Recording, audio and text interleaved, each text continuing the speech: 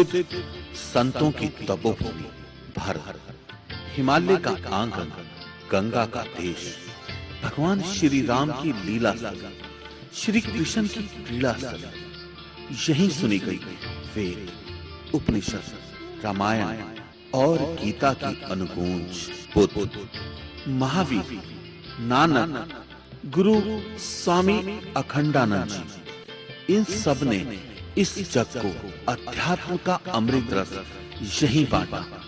इसी कड़ी में भारत का भाग्य पुणे जगाने एक पुरुष फिर प्रकटा है, जिसे भौतिक लोक में नाम दिया है अखंड पीठाधीश्वर महामंडलेश्वर स्वामी शाश्वतानंद गिरिजी महाराज। आपने युग की पीड़ा को समझा है। आपके विशाल मस्तिष्क में समाया है समाज का कल्याण। यही वजह है कि समाज का हर व्यक्ति आपके विचार व आपकी वाणी की उंगली पकड़कर चलना चाहता है। आपकी वजह से लाखों लोगों के दिल में अध्यात्म के प्रेम दीप जले हैं। आप संस्थापक हैं, परमा अध्यक्ष हैं अखंड गीता पीठ शाश्वत सेवा आश्रम कुरुक्षेत्र हरियाणा भारत के। आपके द्वारा किया गया भगवान का नित्य वंदन आपके सात्विक आभा मंडल को दर्शाता है। आप सहज, सरल, विनम्र और संविधा की प्रतिमूर्ति हैं। आपके शब्दों में वेग है, परवाह है, संगीत है, भक्ति है और एक अनूठापन भी है। तो आइए सुने और आनंद लें। नारायण नारायण नारायण नारायण। आइए दूसरे अध्याय के 29वें श्लोक पर ही थोड़ी और चर्चा करते हैं। आश्चर्यवत् पश्यति कश्चिदेनम् आश्चर्यवत् वदति तथैव चान्यः आश्चर्यवच्चैनमन्यः शृणोति श्रुत्वाप्येनं वेद न चैव कश्चित्। यह जो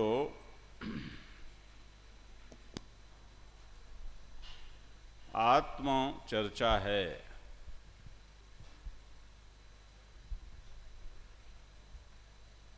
कश्चित, इसकी व्याख्या कल हो चुकी है। कश्चित यानी कोई। वो कौन?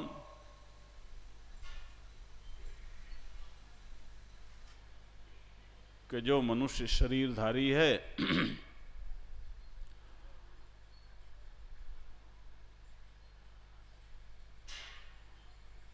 परंपरागत रूप से जो शिष्ट साधन संपन्न है,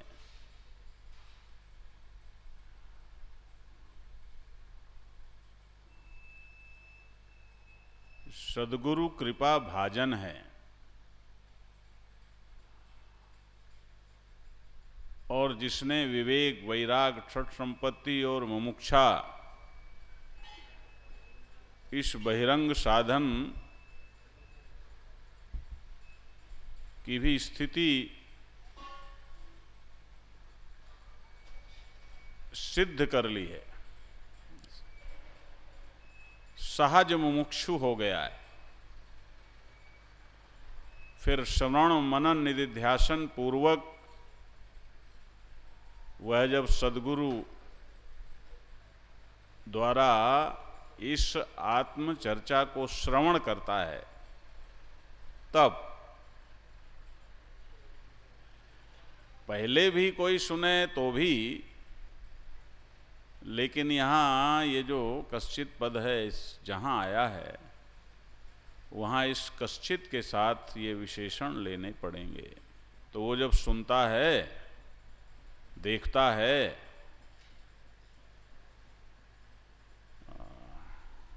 अब यहाँ जब आत्मा को देखने की बात आई तो कोई कौन देखेगा? इसके देखने की शुरुआत कब होगी? कि आपकी ज़्यादातर देखने की आदत तो चमड़े की आंख से है। ज़्यादातर आप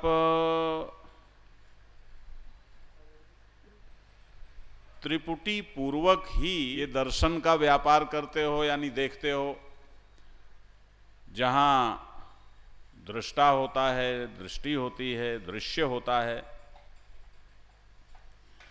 लेकिन जब इस आत्म चैतन्य की झलक गुरु कृपा से होने लग जाए तो ये कैसे होती है महाराज? हैं? ध्यान देना कि ये बिना चमड़े की आंख से होती है। इसमें दृश्य, दृष्टि और दृष्टा की त्रिपुटी नहीं है, ये उसके बिना है। आप जरा ध्यान दें, आप जरा प्रयोग करें। आप जैसे देख रहे हैं अभी आंख से, तो ये देखने की सहज प्रक्रिया है, देखते ही हो, इसमें कोई आश्चर्य नहीं है।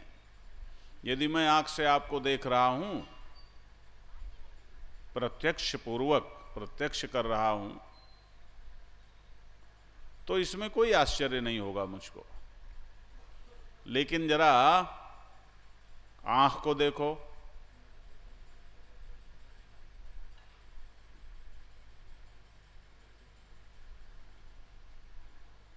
कि आंख में आ जाओ, फिर जरा आंख के पीछे मन में आ जाओ, तो आंख को देखने के लिए आपको किसी दृश्य की आवश्यकता नहीं है। अब ये देखने का व्यापार कैसे चलता है कि यदि आंख के साथ मन होती है, मन होता है, तो ही तो आप देख पाते हो। यदि आंख के साथ मन ना हो तो देखेगी कैसे आंख? तो आंख तभी देख पाती है जब आंख के साथ मन होता है, मन के साथ बुद्धि होती है, बुद्धि के साथ दृष्टा होता है। अब इसको जरा उल्टो,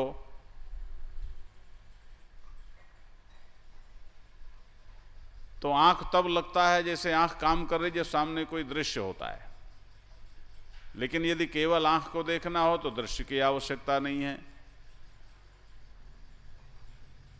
आंख बंद करके भी आप आंख में अपना ध्यान केंद्रित कर सकते हैं। और आंख को प्रकाशित करने वाला जो मन है, यदि उसको देखना हो तो फिर आंख की आवश्यकता नहीं है। बिना आंख के आप मन को देख सकते हो, यानी मन को महसूस कर सकते हो।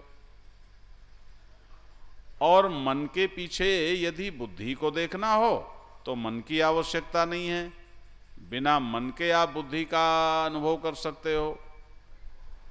और बुद्धि के पीछे, बुद्धि के अनु, बुद्धि का भी प्रकाशक यदि दृष्टा दर्शन करना हो तो फिर आपको बुद्धि की भी आवश्यकता नहीं है। आप अपने व्यष्टि चैतन्य का बिना इस तंत्र के अनुभव कर सकते हो। जो लोग यहाँ ध्यान के अभ्यासी बैठे होंगे वो ऐसा करते भी होंगे।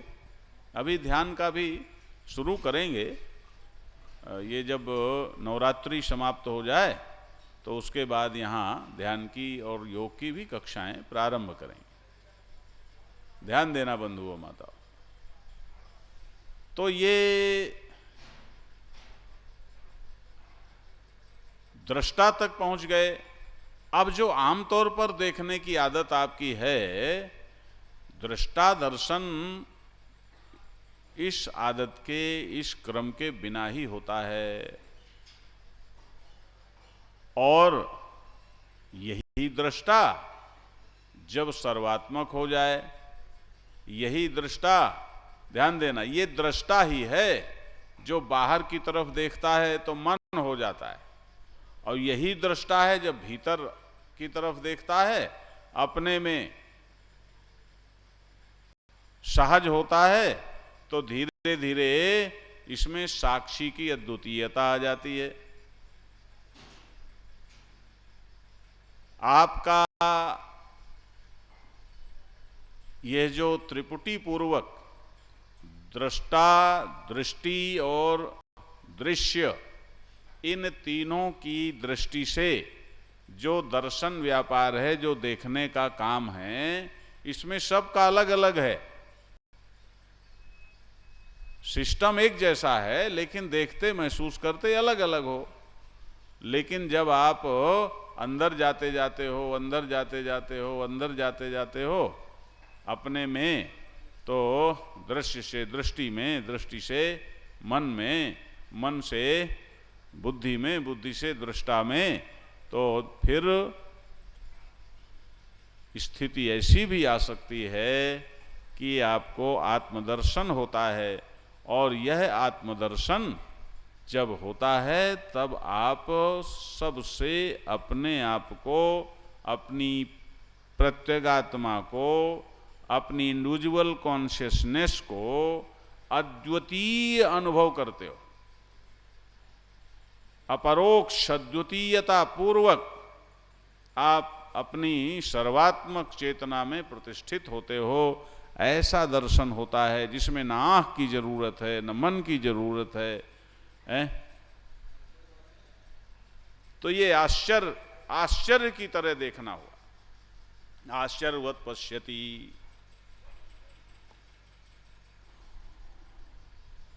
देखते हो आश्चर्य की तरह, अरे ये आत्मा है। इस आत्मा का वर्णन कि सब में एक रस है। जहां मैं हूं, वहां जहां मैं बैठा हूं, जहां मैं बैठी हूं, जहां मुझे चैतन्य का अनुभव हो रहा है, वहां भी है। और जहां स्पेस है वहां भी है, बाहर है, भीतर है, एक रस है। इससे कोई जगह खाली नहीं है। जब इसकी अद्वितीयता का साक्षात अपरोक्ष होता है, ध्यान देना, सब में एक आत्मा, इस प्रकार का जब दर्शन होता है तो यह है आश्चर्यवत, आश्चर्य जैसा होता। अरे कैसा, यह मैं एक, सब में एक, कहीं कोई भेद नहीं। जैसे यह जो इस गीता मंडपम के भीतर का आकाश है, इसको अपना तत्वबोध हो जाए और ये महाकाश से एक आत्म दर्शन कर ले, तो अभी तो ये घिरा हुआ अपने को छोटा मान रहा है। और फिर जब इसे महाकाश से द्वितीयता का दर्शन होगा तो ये यहीं इस घेरे के बावजूद ये अपने को महाकाश, विराट, व्यापक रूप में अनुभव करेगा। तो ये आश्चर्य ही तो होगा ना। एक घड़ा अपने घटाभिमान के कारण यदि घट वृत्ति में विचारा सिकुड़ा हुआ है, मैं घड़ा हूं, कोई मुझसे बड़ा ना हो जाए, कोई मुझसे अच्छा ना हो जाए, मैं कभी टूट ना जाऊं, परेशान है घड़ा बेचारा। और उसे गुरु कृपा से कहीं ये दर्शन हो गया कि तू तो मिट्टी है, और फिर ये दर्शन हो गया कि मिट्टी ही नहीं है, तू समग्र मृत्तिका तत्व से अद्वितीय है, तू समग्र तत्व है, पूर्ण तत्व है, पूर्ण मृत्तिका तत्व है। तू घिर नहीं गया है घड़े में, घड़ा होने के बावजूद तू मुक्त है। तो उसे आश्चर्यपूर्वक अपने पूर्णत्व का दर्शन होगा कि नहीं होगा। आश्चर्यवत पश्यति कश्चित् एनम, आश्चर्यवत वदति। अच्छा, कोई बोलता है। अब देखो, आपने सुना होगा, बिनु पग चले सुने बिनु काना, बिनु कर कर्म करे विधि नाना, बिनु आनन वक्ता बड़ जोगी। ध्यान देना, वो नारायण बड़ा विचित्र है। उसको बोलने के लिए मुंह की जरूरत नहीं है, वाणी की जरूरत नहीं है। बिना वाणी के वो बोलता है, बिना उसके वो सबका भोगता है, बिना हाथ के काम करता है, बिना पैर के चलता है। तदेजति तन्नैजति तद्दूरे तद्वंतिके, वो दूर भी है, पास भी है, यहाँ भी है, वहाँ भी है, एक ही समय में वो सब जगह है, उससे कोई जगह खाली नहीं है। अरे हाँ, दरअसल ये चौपाई कुछ ऐसी है, आनन रहित सकल रस भोगी। नारायण तो बिनु बानी बकता बड़ जोगी, आनन रहित सकल रस भोगी। तो ये आश्चर्य होता है। अरे तो आश्चर्य की तरह आप बोलते किससे हो? मुख से बोलते हो। बोलने का सभी कुछ बोला जाता है तो मुख से तो बोला जाता है ना। और लेकिन महाराज इसको बोलने के लिए मुख की जरूरत नहीं है, ये वाणी का विषय ही नहीं है कि वाणी से इसके विषय में बोला जाए। आप कहोगे तो बोल तो रहे हो। हाँ बाबा बोल रहे हैं, शब्दों का प्रयोग तो करना पड़ता है, कर रहे हैं, लेकिन बाद में इसका जब अनुभव होता है तो पता लगता है कि ये तो वाणी का विषय नहीं है, मन का विषय नहीं है। अवांग मनस गोचरम, ये इंद्रियातीत है।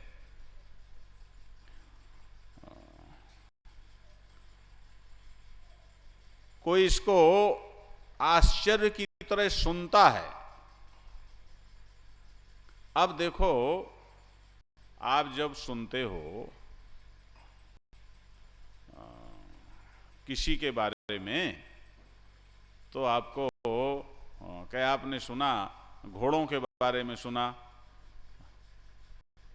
तो जब घोड़ों के बारे में सुनते हो तो आप अपने को घोड़ा अनुभव करने लगते हो क्या? गधों के बारे में सुनते हो तो गधा अनुभव करने लगते हो क्या? लेकिन बड़ी विचित्र बात है कि इस आत्मा के बारे में जब सुनते हो तो तुम आत्मवत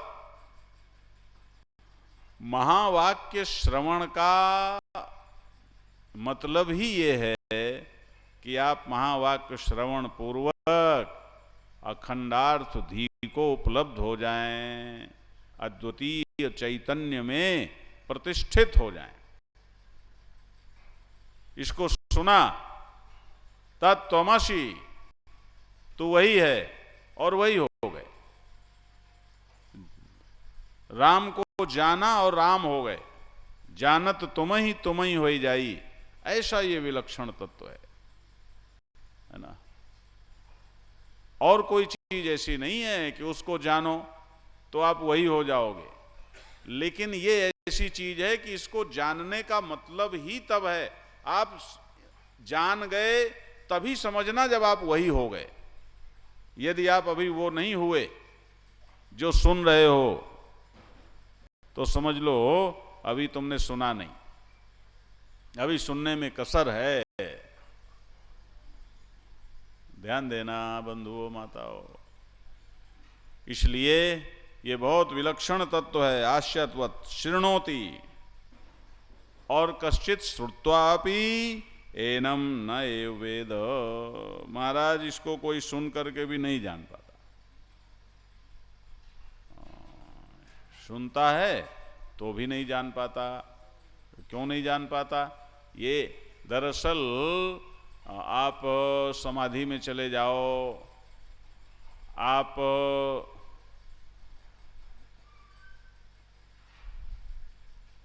पुरुष तत्व का बोध प्राप्त कर लो, आप त्वम पद का अनुशीलन कर लो, ये सब कर लो, लेकिन जब तक आप अद्वितीयता, वेदांत में अद्वितीयता का आग्रह बहुत है, जब तक जीव भाव की परिच्छिन्नता आपके अंदर बनी रहेगी, भले ही आप जान लो कि भाई मैं तो आत्म तत्व हूं, पुरुष तत्व हूं, भले ही आप समाधि में चले जाओ, भले ही ध्यान की गहराइयों में डुबकी लगा लो, लेकिन जब तक सर्वात्म भाव आप में सहज रूप से जागृत नहीं होगा, वह द्वितीयता नहीं आवेगी, तब तक समझ लेना कि अभी जानने में कसर है। बहुत लोग हैं महाराज जो किताबें पढ़ करके वेदांत की ऐसी ऐसी महाराज ग्रंथ तो हैं कि एक ही विचार सागर ही हिंदी का ग्रंथ है महाराज। एक ही सूत्र पढ़ो तो उस एक सूत्र के कारण ही तुम्हारी स्थिति कैसी हो सकती है। लेकिन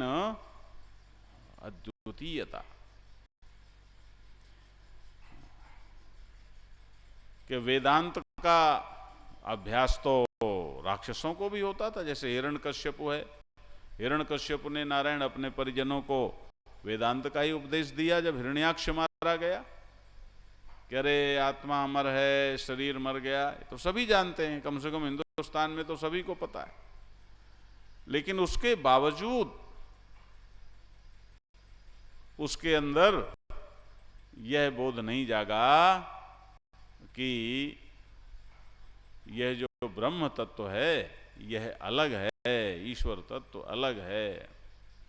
बहुत लोग कह देते हैं, अरे ये कहते हैं हम ब्रह्म हैं, अपने को ईश्वर कहते हैं। अरे भैया, ईश्वर कहना अलग बात है, ब्रह्म कहना अलग बात है। ये जो ब्रह्म शब्द है ये किसी उपाधि से युक्त नहीं होता, किसी लक्षण से युक्त नहीं होता, यह पूर्ण तत्व है। जब कोई कहता है मैं ब्रह्म हूं, तो मैं ब्रह्म हूं कह करके यदि उसको केवल अपने ब्रह्मत्व का बोध हुआ है और अपने अलावा कहीं भी उसको ब्रह्म के अतिरिक्त किसी भी प्रकार का भाव है, तो अभी इसका मतलब उसने ब्रह्म को नहीं जाना, ये समझ लेना। मैं ब्रह्म हूं कहना तभी सार्थक है, अहम ब्रह्मास्मि, इसको कहने का आशय यही है कि ब्रह्मातिरिक्त और कुछ भी नहीं है, मुझ सहित यह समस्त ब्रह्म है, या समस्त पूर्वक अहम ब्रह्मास्मि। कोई भी ब्रह्म के अलावा कुछ भी है यदि आप उसके संज्ञान में जो मैं ब्रह्म की बात करता है, तो फिर कसर रह गई ना। यह द्वितीयता तो नहीं जाना उसने, क्या उसने समझ लिया, स्टडी लगा ली, पढ़ लिया है सब कुछ, ये सब होने के बाद और फिर भी वो कहता है। एक हमें मिले नारायण, हम हिसार में थे, तो एक शायद कुरुक्षेत्र से ही गए थे, वो कोई डॉक्टर थे। तो वो महाराज जूता पहने ही हमारे कक्ष में आ गए।